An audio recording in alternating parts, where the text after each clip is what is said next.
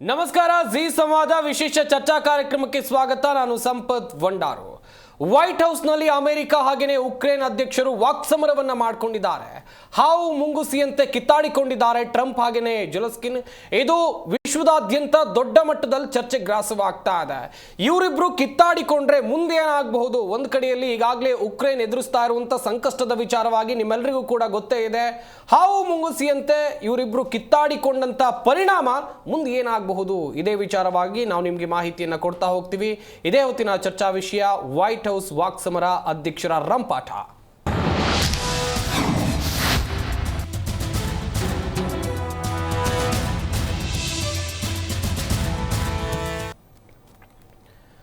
ಒಂದ್ ಕಡೆಯಲ್ಲಿ ರಷ್ಯಾ ಜೊತೆಗೆ ಕದನ ವಿರಾಮಕ್ಕೆ ಉಕ್ರೇನ್ ಒಪ್ಪುತ್ತಾ ಇಲ್ಲ.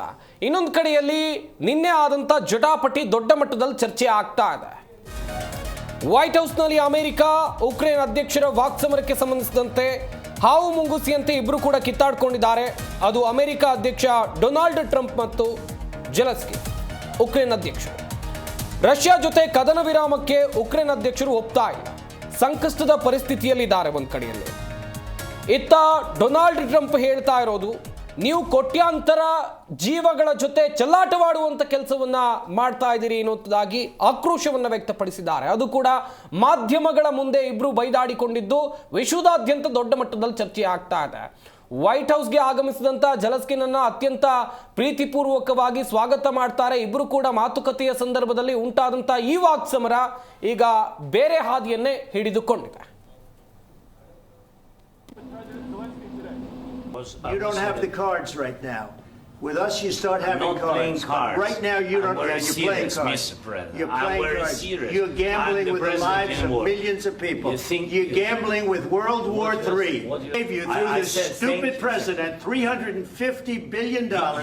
We gave you military equipment, and you men are brave, but they had to use our military. Message for Vladimir Putin as you meet with President Zelensky today.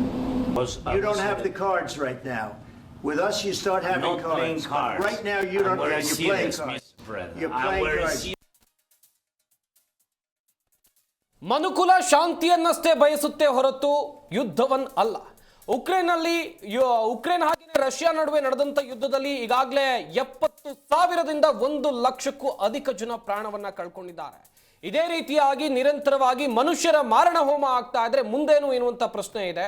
ಇದೇ ವಿಚಾರವಾಗಿ ದೊಡ್ಡ ಮಟ್ಟದಲ್ಲಿ ಜಟಾಪಟಿ Donald Trump ಹಾಗೆಯೇ Zelensky ನಡುವೆ ನಡೆದಿದೆ. ಚರ್ಚೆಯನ್ನ ಮಾಡ್ತಾ ಹೋಗೋಣ. ನಮ್ಮ ಸ್ಟುಡಿಯೋದಲ್ಲಿ ಅತಿಥಿಗಳು ಕೂಡ ಜಾಯ್ನ್ ಆಗಿದ್ದಾರೆ. ಅವರನ್ನ ಕಾರ್ಯಕ್ರಮಕ್ಕೆ ಸ್ವಾಗತ ಮಾಡ್ತಾ ಹೋಗೋಣ. ಮೊದಲನೇದಾಗಿ ಗಿರೀಶ್ ಲಿಂಗಣ್ಣ ಇದ್ದಾರೆ, ಬಾಹ್ಯಾಕಾಶ ಮತ್ತು ರಕ್ಷಣಾ ವಿಶ್ಲೇಷಕರು. ಸರ್ ನಮಸ್ಕಾರ, ಕಾರ್ಯಕ್ರಮಕ್ಕೆ ಸ್ವಾಗತ. ನಮಸ್ಕಾರ. ಹಾಗೆಯೇ ಡಿ ಮುರಳೀಧರ್ ಅವರಿದ್ದಾರೆ, FKCC ಮಾಜಿ ಅಧ್ಯಕ್ಷರು ಹಾಗೆಯೇ ಆರ್ಥಿಕ ವಿಶ್ಲೇಷಕರು. ಸರ್ ನಮಸ್ಕಾರ, ಕಾರ್ಯಕ್ರಮಕ್ಕೆ ಸ್ವಾಗತ. ನಮಸ್ಕಾರ. ಗಿರೀಶ್ ಲಿಂಗಣ್ಣ ಸರ್, ಪ್ರತಿಯೊಂದು ಹಂತದಲ್ಲೂ ಕೂಡ ಹೋದಂತ ಸಂದರ್ಭದಲ್ಲಿ ಇಲ್ಲಿ ಎರಡು ದೇಶದ ಅಧ್ಯಕ್ಷರು, ಎರಡು ರಾಷ್ಟ್ರಗಳ ಅಧ್ಯಕ್ಷರು ಕುತ್ಕೊಂಡು ಮಾತನಾಡುವಂತ ಸಂದರ್ಭ, ಅದೆಷ್ಟೋ ಒಪ್ಪಂದಗಳಾಗತ್ತೆ ಅಂತೇಳಿ ವಿಶ್ವವು ಬೆರಗುಗಳಿಂದ ನೋಡ್ತಾ ಇರ್ತಾರೆ. ಅಲ್ಲಿ ಜಟಾಪಟಿ ಆಗತ್ತೆ ಅಂತ ಹೇಳಿದ್ರೆ ಇದಕ್ಕೆ ಕಾರಣ ಏನಿರ್ಬೋದು ಸರ್? ಇದಕ್ಕೆ ಜಟಾಪಟಿ ಕಾರಣ ಫಿಕ್ಸ್ಡ್ ಐಡಿಯಾಸ್ ಅಂತ ಹೇಳ್ಬೋದು. ಓಕೆ. ಜೆಲೆನ್ಸ್ಕಿಗೆ ಒಂದು ಫಿಕ್ಸ್ಡ್ ಐಡಿಯಾ, ಟ್ರಂಪ್ ಮತ್ತು ವ್ಯಾನ್ಸ್ಗೆ ಒಂದು ಫಿಕ್ಸ್ಡ್ ಐಡಿಯಾ. ಓಕೆ. ಈ ಯಾವಾಗ ಒಂದು ಓಪನ್ ಆಗಿ ಚರ್ಚೆ ಮಾಡಿ ಒಂದು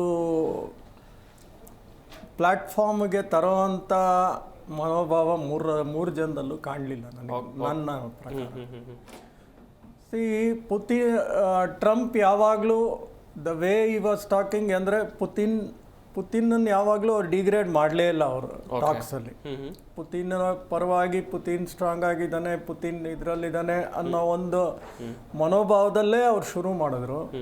ಜೆಲೆನ್ಸ್ಕಿ ಪುತಿನ್ನ ಭಾಳ ಹೇಟ್ರೆಡ್ ಆಗೇ ಮಾತಾಡ್ತಾ ಒಂದು ಪೀಸ್ಫುಲ್ ಟಾಕ್ಸ್ಗೆ ಒಂದು ಸೀಸ್ ಫೈರ್ ತರಬೇಕು ಅಂತ ಜೆಲೆನ್ಸ್ಕಿ ಮುಂದುವರೆದ್ರು. ಸೊ ಈ ಒಂದು ಎರಡು ಮನೋಭಾವಗಳು ಕ್ಲಾಶ್ ಆಯಿತು. ಅಂದರೆ ಇವರು ಪುತಿನ್ ಕಡೆ ವಾಲ್ತಾ ಇದ್ದಾರೆ ಅನ್ನೋದೊಂದು ಜೆಲೆನ್ಸ್ಕಿಗೆ. ಟ್ರಂಪ್ಗೆ ಏನಂದರೆ ಜೆಲೆನ್ಸ್ಕಿ ನಾನು ದೊಡ್ಡವನು, ನಾನೇ ಡಿಕ್ಟೇಟರ್ ಅನ್ನೋ ಮನೋಭಾವ ಬಿಡಬೇಕು, ಪುತಿನ್ನ ಸ್ಟ್ರೆಂತ್ನ ಅರ್ಥ ಮಾಡಿಕೊಂಡು ಈ ಒಂದು ಸೀಸ್ ಫೈರ್ಗೆ ನಾವು ಬರಬೇಕು, ಈ ಒಂದು ಪೀಸ್ ಟಾಕ್ಸ್ಗೆ ಬರಬೇಕು ಅಂತ ಟ್ರಂಪ್ನ ಒಂದು ಏನೋ ಥಿಂಕಿಂಗ್ ಇತ್ತು. ಸೊ ಯಾವಾಗ ಈ ಥಿಂಕಿಂಗ್ಗಳು ಮ್ಯಾಚ್ ಆಗ್ತಾನೆ ಇರಲಿಲ್ವೋ ಈ ಒಂದು ಟಿ ವಿ ಮುಂದೆ ಆಗುವಂಥ ಜಗಳ ನಡೆಯೋ ಶುರುವಾಯಿತು. ಬೀದಿ ಜಗಳ ಥರ ಸ್ಟಾರ್ಟ್ ಆಗೋಯ್ತು. ಯಾಕಂದರೆ ಡಿಪ್ಲೊಮ್ಯಾಟಿಕ್ ಟಾಕ್ಸ್ ಯಾವಾಗ್ಲೂ ಒಳಗಡೆ 4 ಗೋಡೆಗಳ ಮಧ್ಯೆ ನಡೆಯುತ್ತೆ ಹೊತ್ತು ಟಿ ವಿ ಮುಂದೆ ನಡೆಯಲ್ಲ. ಸೊ ಈ ಟಿ ವಿ ಮುಂದೆ ನಡೀತು ಟಾಕ್ಸ್ ಅಂದರೆ ಎಷ್ಟು ಫ್ರಸ್ಟ್ರೇಷನ್ಸ್ ಇವರಿಬ್ಬರು ಮಧ್ಯ ಇತ್ತು. ಸೊ ಎಷ್ಟು ಓಪನ್ನೆಸ್ಸಲ್ಲಿ ಇವರಿಬ್ಬರು ಡಿಸ್ಕಷನಲ್ಲಿ ಕೂತ್ಕೊಂಡಿದ್ರು ಅನ್ನೋದೇ ಒಂದು ಡೌಟ್ ಆಗುತ್ತೆ. Yes sir. ಮುರಳೀಧರ್ ಸರ್, ಇನ್ನೊಂದು ಕಡೆಯಲ್ಲಿ ನಾನು ಆಗ್ಲೂ ಕೂಡ ಹೇಳ್ತಾ ಇದ್ದೆ, ಯಾವುದೇ ರಾಷ್ಟ್ರ ಕೂಡ ಬಯಸೋದು ಶಾಂತಿಯನ್ನ, ಯುದ್ಧವನ್ನ ಅಲ್ಲ ಅಂತೇಳಿ. ಈಗ ಆಗ್ತಾ ಇರುವಂಥ ಜಟಾಪಟಿ ಪ್ರಕಾರ 2 ರಾಷ್ಟ್ರಗಳ ಅಧ್ಯಕ್ಷರು ಕುಳಿತುಕೊಂಡು ಮಾತನಾಡ್ತಾ ಇದ್ದಾರೆ ಅಂತ ಹೇಳಿದ್ರೆ ಅಲ್ಲಿ ಯಾವುದೋ ದೊಡ್ಡ ಒಪ್ಪಂದ ಆಗುತ್ತೆ ಅಂತೇಳಿ ಎಲ್ಲರೂ ಕೂಡ ಎಕ್ಸ್ಪೆಕ್ಟ್ ಮಾಡ್ತಾರೆ. ಅಲ್ಲಿ ಹಾಗಾಗಿಲ್ಲ, ಜಗಳ ಮಾಡ್ಕೊಂಡಿದ್ದಾರೆ. ಆರ್ಥಿಕತೆ ಮೇಲೆ ಯಾವ ರೀತಿಯಾದಂಥ ಪರಿಣಾಮ ಬೀರ್ಬೋದು ಸರ್? ಖಂಡಿತವಾಗ ಆರ್ಥಿಕ ಸ್ಥಿತಿ ಮೇಲೆ, ಪ್ರಪಂಚದ ಆರ್ಥಿಕ ಸ್ಥಿತಿ ಮೇಲೆ ಪರಿಣಾಮ ಆಗ್ಬೋದು. ಅದಕ್ಕೆ ಅದರ ಬಗ್ಗೆ ಮಾತಾಡೋಕ್ಕೆ ಮುಂಚೆ ನಾನು ಇವರಿಬ್ಬರಿಗೂ ಮಧ್ಯೆ ನಡೆದಿರೋ ಒಂದು ಆರ್ಗ್ಯುಮೆಂಟ್ಸಲ್ಲಿ ನಾನು ಹೇಳಲಿಕ್ಕೆ ಏನು ಇಷ್ಟಪಡ್ತೀನಿ ಅಂದರೆ, ನಾರ್ಮಲ್ ಆಗಿ ಇಂಥ ಇಂಪಾರ್ಟೆಂಟ್ ಡಿಸ್ಕಷನ್ಸ್ ಮಾಡುವಾಗ ಯಾರೂ ಈ ಥರ ಬಹಿರಂಗವಾಗಿ ಪ್ರೆಸ್ಸನ್ನು ಕರೆದು ಮಾಡೋದಿಲ್ಲ. ಅದು ಯಾತಕ್ಕೋಸ್ಕರ ಈ ಥರ ಮಾಡಿದಾರದು ಅನ್ನೋದು ಇಷ್ಟುವರೆಗೂ ಯಾರೂ ಏನೂ ಹೇಳಲಿಲ್ಲ. ಒಂದು ವಿಚಾರ ಏನಂದರೆ, ದಿ ಸೆಕ್ರೆಟರಿ ಆಫ್ ಸ್ಟೇಟ್ ಅವರು CNN ಒಂದು ಇಂಟರ್ವ್ಯೂ ಕೊಡ್ತಾ ಹೇಳಿದ್ರು, ನಾನು ಈ ಪುಟಿನ್, ಜೆಲೆನ್ಸ್ಕಿ ಮತ್ತು ಟ್ರಂಪು ಇವರಿಬ್ಬರದ ಮೀಟಿಂಗ್ ಮಾಡಿಸೋಕ್ಕೆ ಮುಂಚೆ ನಾವು ಒಂದು 10 ದಿನದಿಂದ ಎಲ್ಲ ವಿಷಯದ ಬಗ್ಗೆ ನಾವು ಮಾತಾಡಿದ್ದೀವಿ. ಅವರಿಗೆ ನಾವು ಹೇಳೋದು ಅವರು ಹೇಳೋದು ಎಲ್ಲ ಒಂದು ಕನ್ಸೆನ್ಸಸ್ಗೆ ಬಂದಿತ್ತು. ಅದಕ್ಕೋಸ್ಕರ ನಾವು ಎಲ್ಲ ಆಗೋಗ್ಬಿಟ್ಟಿದೆ. ಇದು ಓನ್ಲಿ ಒಂದು ಫಾರ್ಮ್ಯಾಲಿಟಿ, ಟ್ರಂಪು ಆಮೇಲೆ ಜೆಲೆನ್ಸ್ಕಿ ಒಂದು ಮೀಟ್ ಮಾಡೋದು.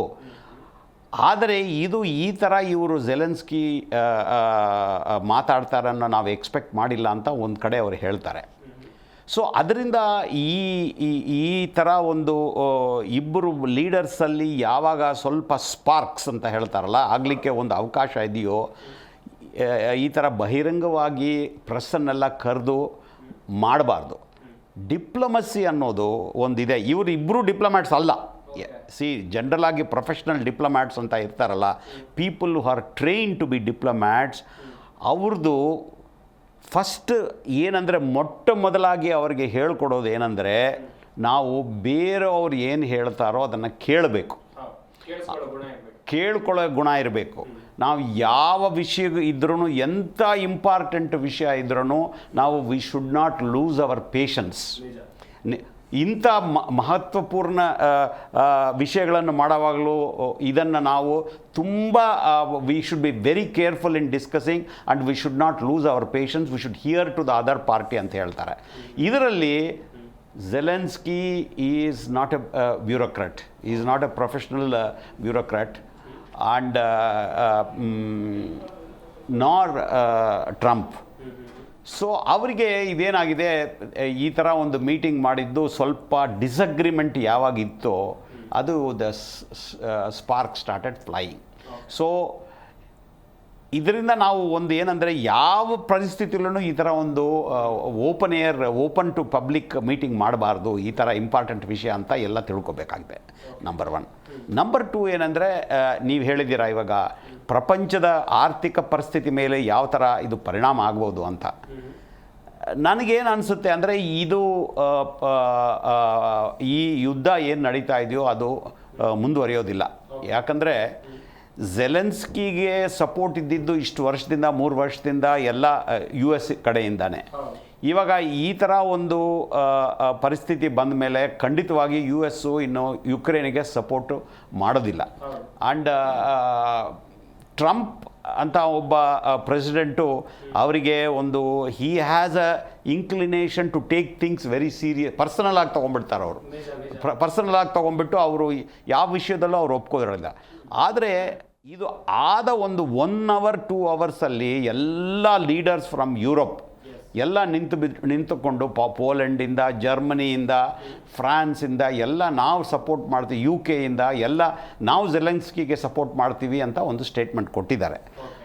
ಆದರೆ ಅವ್ರು ಮಾಡಲಿಕ್ಕೆ ಆಗುತ್ತಾ ಇಲ್ವಾ ಅನ್ನೋದು ಒಂದು ಪ್ರಶ್ನೆ ಬರುತ್ತೆ. ಇವಾಗ ಇಷ್ಟು 3 ವರ್ಷ ಈ ಯುದ್ಧ ನಡೆದಿದ್ದು ಕಾರಣ ಏನಂದರೆ ಅಮೆರಿಕನ್ ಸಪೋರ್ಟಿಂದಾನೇ ನಡೆದಿದ್ದು. ಇದು ಯುರೋಪಿಯನ್ ಸಪೋರ್ಟ್ ಜಾಸ್ತಿ ಇಲ್ಲವೇ ಇಲ್ಲ ಅವರಿಗೆ.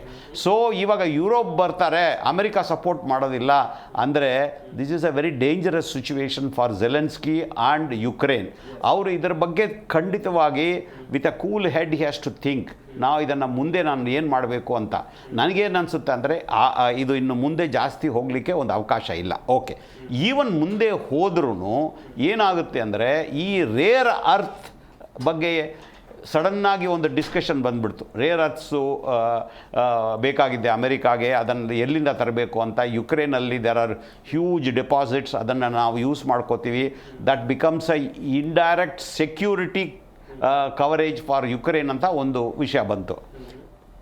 ಇದೇನಾಗಿದೆ, ಇವಾಗ ಟ್ರಂಪ್ ಬಂದು 40 ದಿನವೂ ಆಗಿಲ್ಲ ಸರ್ಕಾರಕ್ಕೆ. ಅವರು ಚೈನಾ ಮೇಲೆ 2 ಸಲ 10% ಟ್ಯಾರಿಫ್ ಇನ್ಕ್ರೀಸ್ ಮಾಡಿಬಿಟ್ಟಿದ್ದಾರೆ. ಸೆಕೆಂಡ್ 10% ಇವತ್ತಿಂದ ಬರ್ತಾ ಇದೆ ಅವ್ರಿಗೆ. ಹೌದು, ಅದು ಇಲ್ಲದೆ ಅವರು any ship that carries, Chinese ship which carries goods to US ports $1,00,000 ಅದೇನೋ ಒಂದು ಪೆನಾಲ್ಟಿ ಬೇರೆ ಮಾಡಿದ್ದಾರೆ. ಅದೆಲ್ಲ ಇನ್ನೂ ಪ್ರೆಸ್ಸಲ್ಲಿ ಬಂದಿಲ್ಲ, ಬಟ್ ಓನ್ಲಿ ಯೂಟ್ಯೂಬ್ ಚಾನಲ್ಸಲ್ಲಿ ಕೆಲವರು ಅನಲಿಸ್ಟ್ ಎಲ್ಲ ಹೇಳ್ತಾ ಇದ್ದಾರೆ ಇದ್ರ ಬಗ್ಗೆ. ಅದರಿಂದ China has counter imposed duties on rare earths. ಈ ರೇರ್ ಅರ್ಥ್ಸ್ ಇಲ್ದಿದ್ರೆ ಈ ಬ್ಯಾಟ್ರಿ EV ಮ್ಯಾನುಫ್ಯಾಕ್ಚರಿಂಗ್ ಆಗೋದಿಲ್ಲ. That is the most important thing. ಅದರಿಂದ ಇವಾಗ EVs ಮ್ಯಾನುಫ್ಯಾಕ್ಚರ್ ಮಾಡಬೇಕಾದ್ರೆ ಯುನೈಟೆಡ್ ಸ್ಟೇಟ್ಸ್ಗೆ ರೇರ್ ಅರ್ಥ್ಸು ಎಲ್ಲಿಂದಾದರೂ ಒಂದು ಕಡೆ ಬೇಕೇ ಬೇಕಾಗುತ್ತೆ. ಸೊ ಇದು ಇಲ್ಲ ಅಂದರೆ ಇದು ಯಾವ ಥರ ಪರಿಣಾಮ ಆಗುತ್ತೋ ಅನ್ನೋದು ಒಂದು ದೊಡ್ಡ ಪ್ರಶ್ನೆ ಆಗೋಗ್ಬಿಟ್ಟಿದೆ. ಅಷ್ಟರೊಳಗಡೆ ಪುಟಿನ್ ಅವರೇನು ಮಾಡಿದ್ದಾರೆ, ತುಂಬ ಸ್ಮಾರ್ಟಾಗಿ $75 billion worth of rare earths I am prepared to open up for United States ಅಂತ ಒಂದು ಜಸ್ಟ್ 1 hour ಮುಂಚೆ 2 hours ಮುಂಚೆ ಒಂದು ನ್ಯೂಸ್ ಐಟಮ್ ಬಂದಿದೆ. ಸೊ ಇದು it is become very complicated and complex. Even geo political ಅನಾಲಿಸಿಸ್ಗೆ ಅವ್ರಿಗೆ ಅರ್ಥ ಆಗ್ತಾ ಇಲ್ಲ. ಒನ್ ಡೇನಲ್ಲಿ ಇಷ್ಟು ಟ್ರೆಮೆಂಡಸ್ ಅಮೌಂಟ್ ಆಫ್ ಚೇಂಜಸ್ ಬಂದಿದೆ, ಇದು ಯಾವ ಥರ ಆಗುತ್ತೋ ಅನ್ನೋದು ಯಾರಿಗೂ ಅರ್ಥ ಆಗಲ್ಲ. ಸೊ ಕನ್ಫ್ಯೂಷನ್ ಇದೆ. ಈ ಥರ ಕನ್ಫ್ಯೂಷನು ಸರ್ಟನಿಟಿ ಇಲ್ದಿರೋವಾಗ ಏನಾಗುತ್ತೆ, stock markets will go down. Stock markets are driven by sentiment. Fundamentals ಎಲ್ಲ ತುಂಬ ಇಂಪಾರ್ಟೆಂಟ್ ಇದ್ರೂ stock markets are driven by sentiments. Even the sentiments ಯಾವಾಗ it's gets affected, stock markets will go down. And ಇದು ಇನ್ನೊಂದು ಮುಖ್ಯವಾದ ಪರಿಣಾಮ ಏನಂದರೆ, ಇವಾಗ ಯುರೋಪು ಈ ವಾರಲ್ಲಿ ನಾನು ಝೆಲೆನ್ಸ್ಕಿಗೆ ಸಪೋರ್ಟ್ ಮಾಡ್ತೀನಿ ಅಮೆರಿಕ ಮಾಡಿದ್ರು ಅಂದರು, their own economies will take a hit. ಅವ್ರ ಹತ್ರ European economies are not doing well. Most of the European economies are in negative range or 0.5%, 1/4% growth ಅಲ್ಲಿದೆ. ಸೊ ಯಾರು ಸಪೋರ್ಟ್ ಮಾಡಲಿಕ್ಕೆ ಕೆಪಾಸಿಟಿ ಇಲ್ಲ. So their economies will take a hit. ಇವಾಗ Europe economy it takes a hit. American economy also sentiments are bad. It will have a global impact. ನಮ್ಮ Indian stock markets will also get affected. Indian businesses will also get affected. Only one silver lining ಏನಂದರೆ, just about 4-5 hours ago ನಮ್ಮದು last quarter GDP growth 6.3, 6.4% ಬಂದಿದೆ. ಅದರಿಂದ it's a matter of pride for us. So next quarter also it will be more than 6.5, 6.7 because of Mahakumbh, and we will end up just below 7% growth for India. So ಅದರಿಂದ it is in such a flux ಅಂತ ಹೇಳ್ತಾರಲ್ಲ. In the next 2-3 days 4 days geo political ಆಗಿ ಏನಾಗುತ್ತೆ ಅಂತ ನೋಡಿಬಿಟ್ಟು ಅದರ ಮೇಲೆ ಸ್ವಲ್ಪ ಏನಾದರೂ ನಮಗೆ ಕ್ಲಾರಿಟಿ ಸಿಗ್ಬೋದು ಅಂತ ಒಂದು ಅನಿಸುತ್ತೆ ನನಗೆ. ಇನ್ನೊಂದು ಕಡೆ ಉಕ್ರೇನ್ ನಡುವೆ ನಡೀತಾ ಇದ್ದಂಥ ಯುದ್ಧದ ಸಂದರ್ಭದಲ್ಲಿ ಅಮೆರಿಕಾದಿಂದ ಮಿಲಿಟರಿ ಸಹಾಯವನ್ನ ಉಕ್ರೇನ್ ಅವರು ಪಡೆದಿದ್ರು. ಆದರೆ ಈಗ ಅಮೆರಿಕಾದವರೇನು ಎಕ್ಸ್ಪೆಕ್ಟ್ ಮಾಡ್ತಾ ಇದ್ರೆ ಅದನ್ನ ಕೊಟ್ಟರೆ ತಪ್ಪೇನು ಎನ್ನುವುದಾಗಿ ಚರ್ಚೆಗಳಾಗ್ತಾ ಇವೆ. ಏನು ಹೇಳ್ತೀರಾ ಸರ್ ಈ ವಿಚಾರವಾಗಿ? ಅಂದರೆ ನೀವು ಹೇಳ್ತಾ ಇರೋದು ಈಗಾಗಲೇ ನನಗೆ ಇನ್ನೊಂದ್ಸಲ ರಿಪೀಟ್ ಮಾಡ್ತೀರಾ? ಈಗ ಅಮೆರಿಕಾದವರು ಉಕ್ರೇನಿಂದ ಏನೋ ಎಕ್ಸ್ಪೆಕ್ಟ್ ಮಾಡ್ತಾ ಇದ್ದಾರೆ, ಯಾವುದೋ ಒಂದು ಒಪ್ಪಂದ, ಖನಿಜ ಒಪ್ಪಂದ ಆಗಿರ್ಬೋದು, ಬೇರೆ ಬೇರೆ ರೀತಿಯಾದಂಥ ಒಪ್ಪಂದ ಆಗಿರ್ಬೋದು, ಅದನ್ನು ಕೊಡೋಕೆ ಉಕ್ರೇನ್ ಯಾಕೆ ಹಿಂದೇಟ್ ಆಗ್ತಾ ಇದೆ ಅಂತ ಹೇಳಿ ಸರ್. ಅಲ್ಲ, ಖನಿಜ ಕೊಡಕ್ಕೆ ಉಕ್ರೇನ್ ಹಿಂದೇಟ್ ಹಾಕಿಲ್ಲ. Okay, they are ready to give the ಖನಿಜ ಅಂದ್ರೆ, ಬಟ್ ಆ ಖನಿಜದಲ್ಲಿ 40% ಅಷ್ಟು ಆಗ್ಲೇ ಅವರು ರಷ್ಯಾಗೆ ಕಳ್ಕೊಂಡಾಗಿದೆ ಲ್ಯಾಂಡ್ಸ್ ಅಲ್ಲಿ ಒಂದು. ನೆಕ್ಸ್ಟ್ ಈಗ ಅವ್ರು ಖನಿಜ ಕೊಡಲ್ಲ ಅಂತ ಹೇಳ್ತಾ ಇಲ್ಲ ಅವರು. ಅವ್ರು ಏನು ಹೇಳ್ತಾ ಇದ್ದಾರೆ ಅಂದ್ರೆ, ನಾನು ಕೊಡೋ ಖನಿಜಾಗೆ ನೀವು ಸೆಕ್ಯೂರಿಟಿ 100% ಸೆಕ್ಯೂರಿಟಿ ಕೊಡ್ತೀರಾ, ಗ್ಯಾರಂಟಿ ಕೊಡ್ತೀರಾ, ಸೆಕ್ಯೂರಿಟಿ ಗ್ಯಾರಂಟಿ. ಅದಕ್ಕೆ ಟ್ರಂಪ್ ಹೇಳ್ತಾ ಇರೋದು, ಈ ಒಂದು ಒಪ್ಪಂದದಲ್ಲಿ ಯಾರು ಸೆಕ್ಯೂರಿಟಿ ಗ್ಯಾರಂಟಿ ಕೊಡಕ್ ಬರೋಲ್ಲ, ಹತ್ತತ್ರ 2-3% ಅಷ್ಟೇ ನಾವು ಸೆಕ್ಯೂರಿಟಿ ಗ್ಯಾರಂಟಿ ಅಂತ ಹೇಳಕ್ಕಾಗತ್ತೆ. ಅದ್ರ ಮೇಲೆ ನಾವು ಸೆಕ್ಯೂರಿಟಿ ಗ್ಯಾರಂಟಿ ಕೊಡಕ್ಕಾಗಲ್ಲ. ಅದ್ರ ಮೇಲೆ ಅವರು ಕ್ಲಾರಿಟಿ ಕೊಡ್ತಾ ಇಲ್ಲ. ನಾವು ಇದನ್ನ ಒಪ್ಪಂದ ಮಾಡ್ಕೊಂಡ್ರು ಸೆಕ್ಯೂರಿಟಿ ಗ್ಯಾರಂಟಿ ನಾವು ಕೊಡ್ತೀವಿ ಅನ್ನೋದು ಅವ್ರು ಒಪ್ಪಂದ ಮಾಡ್ಕೋತಿಲ್ಲ. ಇನ್ನೊಂದು ಏನ್ ಹೇಳ್ತಾರೆ ಅಂದ್ರೆ, ಈಗ ಆ ಮಿನರಲ್ಸ್ ಡೆಪಾಸಿಟ್ಸ್ ನಾವು ಕೊಡ್ತೀವಿ, ಅದನ್ನ ತೆಗಿಯಕ್ಕೆ, ಅದನ್ನ ಸಂಸ್ಕರಣೆ ಮಾಡೋಕ್ಕೆ, ಅದಕ್ಕೆಲ್ಲ ನಾವು US ಇಂಜಿನಿಯರ್ಸು, US ಟೆಕ್ನಿಕಲ್ ಟೀಮ್ನ ಕಳಿಸ್ತೀವಿ. ಸೊ ಅವ್ರನ್ನಾದ್ರೂ ನಾವು ಕಾಪಾಡ್ಕೊಳ್ಳೋಕ್ಕೆ ಸೆಕ್ಯೂರಿಟಿ ಕೊಡ್ತೀವಲ್ಲ. ಸೊ ಅದರಲ್ಲಿ ಗ್ಯಾರಂಟಿ ಅಂತ ಬರ್ದು ಕರೆಕ್ಟಾಗಿ ಕೊಡೋ ಅಂಥದ್ದು ಏನು? ಸೊ ಆ ಒಂದು ಕ್ಲಾರಿಟಿ ಯುಕ್ರೇನಿಗೆ ಬರ್ತಾ ಇಲ್ಲ. ಇಲ್ಲಿ ಪ್ರಾಬ್ಲಮ್ ಆಗ್ತಾ ಇರೋದು. ಖನಿಜ ಸಂಪತ್ತು ಕೊಡಲ್ಲ ಅಂತ ಅವ್ರು ಹೇಳಲಿಲ್ಲ, ಬಟ್ ಪ್ರಾಬ್ಲಮ್ ಆಗ್ತಿರೋದು ಇಲ್ಲಿ.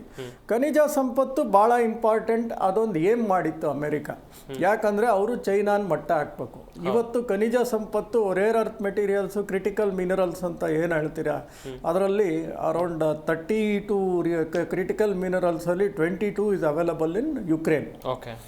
ಆ್ಯಂಡ್ ಕೆಲವು ರೇರ್ ಅರ್ತ್ ಮೆಟೀರಿಯಲ್, ಅದರಲ್ಲಿ ಒಂದು ಸಬ್ ಕ್ಲಾಸ್ ಬರುತ್ತೆ ರೇರ್ ಅರ್ತ್ ಮೆಟಲ್ಸ್ ಅಂತ. ರೇರ್ ಅರ್ತ್ ಮೆಟಲ್ಸು ಕೆಲವು ಅವ್ರ ಹತ್ರ ಇದೆ. ಸೊ ಈ ರೇರ್ ಅರ್ತ್ ಮೆಟಲ್ಸ್ ಅಂದರೆ ನಾಟ್ ರೇರ್ ಅಂತ ಅಂದರೆ ಸಿಗೋದೇ ಇಲ್ಲ ಅಂತ ಅಲ್ಲ, ಬಟ್ ಅದು ಸಂಸ್ಕರಣೆ ಮಾಡ್ಬೇಕಾದ್ರೆ ದ ಎನ್ವಿರಾನ್ಮೆಂಟಲ್ ಪೊಲ್ಯೂಷನ್ ಅದೆಷ್ಟು ಕಾಸ್ ಮಾಡುತ್ತೆ ಅಂದರೆ ಭಾಳ ಹಾನಿಕರವಾಗಿರುತ್ತೆ. ಅದನ್ನೆಲ್ಲ ಅವರು ಜಾಸ್ತಿ ಚೈನಾದವರು ತಲೆ ಕೆಡಿಸ್ಕೊಳ್ಳಲ್ಲ. ಚೈನಾದವರು ಅದನ್ನು ಸಂಸ್ಕರಣೆ ಮಾಡಿ they have taken all over the world. ಎಲ್ಲೆಲ್ಲಿ ರೇರ್ ಅರ್ತ್ ಮೆಟಲ್ ಬರುತ್ತೋ ಅಲ್ಲೊಂದು ಕಂಪ್ನಿ ಮಾಡ್ತಾರೆ, ಅವರೇ ಅದನ್ನು ಸಂಸ್ಕರಣೆ ಮಾಡ್ತಾರೆ, ಪೊಲ್ಯೂಷನ್ ಹಾಳು ಮಾಡ್ತಾರೆ. ಈ ಥರ ನಡ್ಕೊಂಡು ಹೋಗ್ತಾ ಇದೆ ಅವ್ರದ್ದು. ಸೊ ಈಗೇನಾಗ್ತಾ ಇದೆ, 70% ಅವರು ಏನೋ ಇವ್ರ ಮೇಲೆ ಅವಲಂಬಿತವಾಗಿದ್ದಾರೆ. ಯಾರ ಮೇಲೆ? ಅಮೆರಿಕಾದವರು ಚೈನಾ ಮೇಲೆ. ಈಗ ಚೈನಾನ್ ಮಟ್ಟ ಹಾಕ್ಬೇಕು ಅಂದ್ರೆ ಅವ್ರಿಗೆ ಏನಾದ್ರು ರೇರ್ ಅರ್ತ್ ಮೆಟೀರಿಯಲ್ಸ್ ಎಕ್ಸ್ಪೋರ್ಟ್ ನಿಂತೋಯ್ತು ಅಂದ್ರೆ ಒಂದು ಇದು ಏನು ಅವ್ರ EV ಮ್ಯಾನುಫ್ಯಾಕ್ಚರಿಂಗ್ ಪ್ರಾಬ್ಲಮ್ ಆಗುತ್ತೆ. ಎರಡನೇದು ಅವ್ರ ವೆಪನ್ಸ್, ಈ ಅವರು ಅದರಲ್ಲಿ ಟೈಟಾನಿಯಮ್ಮು ಕೆಲವು ಮೆಟೀರಿಯಲ್ಸ್ ಬರುತ್ತೆ, ವೆಪನ್ಸು, ಏರೋಸ್ಪೇಸ್ ಇಂಜಿನ್ಸು, ಎಲ್ಲದಕ್ಕೂ ಪ್ರಾಬ್ಲಮ್ ಬಂದ್ಬಿಡುತ್ತೆ ಅವ್ರಿಗೆ. ಸೊ ಅವ್ರಿಗೊಂದು ಆಲ್ಟರ್ನೇಟ್ ಬೇಕಿತ್ತು. ಸೊ ಯುಕ್ರೇನ್ ಅನ್ನೋದನ್ನ ಆಲ್ಟರ್ನೇಟ್ ಇಟ್ಕೊಂಡ್ರು, ಯುಕ್ರೇನ್ನ ಇಟ್ಕೋಬಹುದು. But Russia also as huge ಇದು ಕ್ರಿಟಿಕಲ್ ಮಿನರಲ್ಸ್ ಆಗಲಿ, ರೇರ್ ಅರ್ತ್ ಮೆಟೀರಿಯಲ್ಸ್ ಆಗಲಿ ರಷ್ಯಾ ಹತ್ರನೂ ತುಂಬ ಇದೆ. ಸೊ ಅವರು ಬೇರೆ ದೇಶಗಳು ರಷ್ಯಾ ಮೇಲೆ ಅವಲಂಬಿತವಾಗಿದ್ದಾರೆ. ಈವನ್ ಭಾರತ ಸಹಿತ ಕೆಲವು ರೇರ್ ಅರ್ತ್ ಮೆಟೀರಿಯಲ್ಸ್ ಅಲ್ಲಿಂದಾನೆ ತರಿಸ್ಕೊತಾ ಇದ್ದೀವಿ ನಾವು. ಗೊತ್ತಾಯ್ತಾ? ನಮ್ಮ ಹತ್ರನೂ ರೇರ್ ಅರ್ತ್ ಮೆಟೀರಿಯಲ್ಸ್ ಇದೆ, ನಮ್ಮ ಹತ್ರನೂ ಇಲ್ಲ ಅಂತಲ್ಲ, ಇದೆ, ನಮ್ಮ ಹತ್ರನೂ ರೇರ್ ಅರ್ತ್ ಮೆಟೀರಿಯಲ್ಸ್ ಇದೆ. ಬಟ್ ಅದು ಸಂಸ್ಕರಣೆ ಮಾಡೋಕ್ಕೆ ಎನ್ವಿರಾನ್ಮೆಂಟಲ್ ಪೊಲ್ಯೂಷನ್ನು, ಅನೇಕ ಕಷ್ಟಗಳು ಇದೆ. So this is where the problem has started.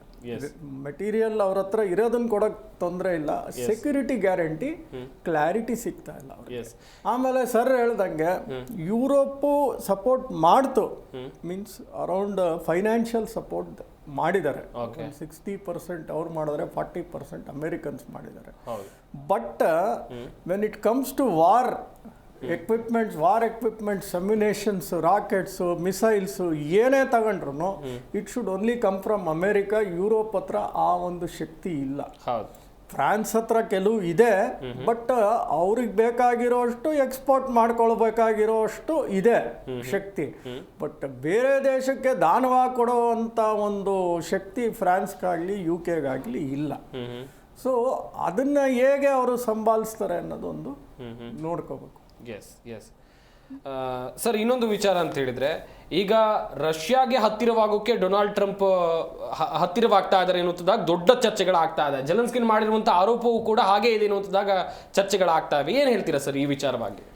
Russia ಜೊತೆ ಪುತಿನ್ಗೆ ಯಾವಾಗಲೂ ಒಂದು ಏನಂದರೆ ಸಾಫ್ಟ್ ಕಾರ್ನರ್ ಇದ್ದೇ ಇದೆ. ಹೌದು. ಪ್ರಾಬಬ್ಲಿ ಈವನ್ ಒಂದು ಲಾಸ್ಟ್ ಎಲೆಕ್ಷನಲ್ಲಿ ರಷ್ಯನ್ಸ್ ಸಪೋರ್ಟ್ ಮಾಡಿದ್ರು ಪುತಿನ್ ಗೆಲ್ಲಕ್ಕೆ ಅನ್ನೋದು ಒಂದು ಆಪಾದನೆ ಬಂತು, ಅದ್ರ ಮೇಲೆ ತನಿಖೆನೂ ನಡೀತು. ಸೊ ಈ ಪುತಿನ್ ಕ್ಯಾರೆಕ್ಟ್ರು ಅಂತ ತಿಳ್ಕೊಳ್ಳಿ, ಯಾರು ಈ ಡಿಕ್ಟೇಟರ್ ಇರ್ತಾರೋ ಅಂಥವ್ರನ್ನ ಪುತಿನ್ ಭಾಳ ಹೊಗಳ್ತಾರೆ. ಅವ್ರ ಕ್ಯಾರೆಕ್ಟ್ರೇ ಅದು. ಅವ್ರ ಹತ್ರ ಯಾರು ವಾದ ಮಾಡಬಾರ್ದು. ಟ್ರಂಪ್. ಸೊ ಈಗ ಪುತಿನ್ ಡಿಕ್ಟೇಟರ್ಶಿಪ್ ಅವ್ನ್ ಕಂಡ್ರೆ ಇಷ್ಟ ಅವ್ರಿಗೆ. ನಾರ್ತ್ ಕೊರಿಯಾ ಅವ್ನ್ ಕಂಡ್ರು ಚೆನ್ನಾಗಿ ಮಾತಾಡ್ತಾರೆ. ಮೋದಿ ಈ may not be A dictator but still ಈ ಕಂಟ್ರೋಲ್ಸ್. ಅಂದ್ರೆ ಅವ್ರ ಹತ್ರ ಯಾರು ಬೇಡ್ಕೊಂಡು ಹೋಗ್ತಾರೋ ಅಂಥವ್ರನ್ನ ಈ ನೆವರ್ ಟ್ರೀಟ್ಸ್ ವೆಲ್. ಆಮೇಲೆ ಅವನ ಹತ್ರ ಯಾವಾಗಲೂ ಮೆತ್ತಗೆ ಮಾತಾಡಬೇಕು, ರಿಕ್ವೆಸ್ಟ್ಫುಲ್ ಆಗೇ ಇರಬೇಕು. He when you try to make an argument with Trump, there ends the deal. That is his character. ಆಮೇಲೆ ಪುತಿನ್ ಮೇಲೆ ನಾನು ಹೇಳ್ದಂಗೆ he's always a soft cornered person to Putin. He's ready to talk to Putin. ಬೇಕಾದ್ರೆ ಚೂರು ಇದು ಮಾಡಿದ್ರೆ he'll be ready to go to Russia also. ಆ ಮಟ್ಟಕ್ಕೆ ಅವರಿಬ್ರು ಚೆನ್ನಾಗಿದ್ದಾರೆ. ಸರ್, ಇನ್ನೊಂದು ಕಡೆಯಲ್ಲಿ ಈಗ ಅಮೆರಿಕ $350 ಮಿಲಿಯನ್ ಆಯುಧಗಳನ್ನ ಈ ಹಿಂದೆ ಯುದ್ಧಕ್ಕೆ ಕೊಟ್ಟಿದೆ. ಬಿಲಿಯನ್ ಡಾಲರ್ಗಳನ್ನ ಕೊಟ್ಟಿದೆ. ಸಹಾಯವನ್ನ ಉಕ್ರೇನ್ ಅವ್ರು ಪಡ್ಕೊಂಡಿದ್ದಾರೆ. ಇತ್ತ ರಷ್ಯಾನು ಮಗ್ಲಲ್ ಮುಳ್ಳು, ಇತ್ತ ಅಮೆರಿಕಾದ ವಿರೋಧ. ಮುಂದೆ ದೊಡ್ಡ ಮಟ್ಟದಲ್ಲಿ ಹಿನ್ನಡೆ ಆಗಲ್ವ ಸರ್ ಉಕ್ರೇನ್ಗೆ ಅಂತೇಳಿ ಸರ್? ನಿಮ್ದು ಪ್ರಶ್ನೆ ಏನು ಹೇಳಿ ಇದ್ರ ಬಗ್ಗೆ? ಎಸ್, ಈಗ ಕೊಟ್ಟಿದ್ದಾರೆ, ಅಮೆರಿಕ ಹೆಲ್ಪ್ ಮಾಡಿದೆ, ಅಮೆರಿಕನ ಹೆಲ್ಪ್ ಮಾಡಿದ್ದಾರೆ ಸರ್. ಈಗ ಉಲ್ಟಾಗಿದ್ದಾರೆ, ಅವರಿಗೆ ಉಲ್ಟಾಗಿದ್ದಾರೆ. ಇತ್ತ ರಷ್ಯಾ ವಿಚಾರವಾಗಿ ನೋಡ್ತಾ ಹೋಗೋದಾದ್ರೆ ರಷ್ಯಾ ಕೂಡ ಉಕ್ರೇನ್ಗೆ ಉಲ್ಟಾ ಯುದ್ಧ ಆಗ್ತಾನೆ ಇದೆ. ಈಗ ಎರಡು ಪ್ರಬಲ ದೇಶಗಳನ್ನು ಎದುರು ಹಾಕೊಳ್ಳೋಕೆ ಆಗತ್ತಾ ಉಕ್ರೇನ್ಗೆ ಅಂತೇಳಿ ಸರ್? ಇಲ್ಲ, ಖಂಡಿತವಾಗಿ ಆಗೋದಿಲ್ಲ. ಇದು ನೋಡಿ, ಝೆಲೆನ್ಸ್ಕಿ ಅಂತ ಅವರು ಅವರ ದೇಶದಲ್ಲಿರುವ ಪ್ರಜೆಗಳು ಎಷ್ಟು ಕಷ್ಟಪಡ್ತಾ ಇದ್ದಾರೆ, ನಾವು ಇದನ್ನು ಒಂದು ರೀತಿಯಾಗಿ ಈ ಯುದ್ಧವನ್ನು ಸ್ಟಾಪ್ ಮಾಡಿಸಿ ಈ ಕಷ್ಟನ ಕಡಿಮೆ ಮಾಡಿಸ್ಬೇಕು ಅಂತ ಒಂದು ಮನಸ್ಸಲ್ಲಿ ಅವ್ರದ್ದು ಒಪಿನಿಯನ್ ಇದ್ದಿದ್ದರೆ ಇವರು ಈ ಥರ ಮಾತಾಡ್ತಾ ಇರಲಿಲ್ಲ ಅವರು.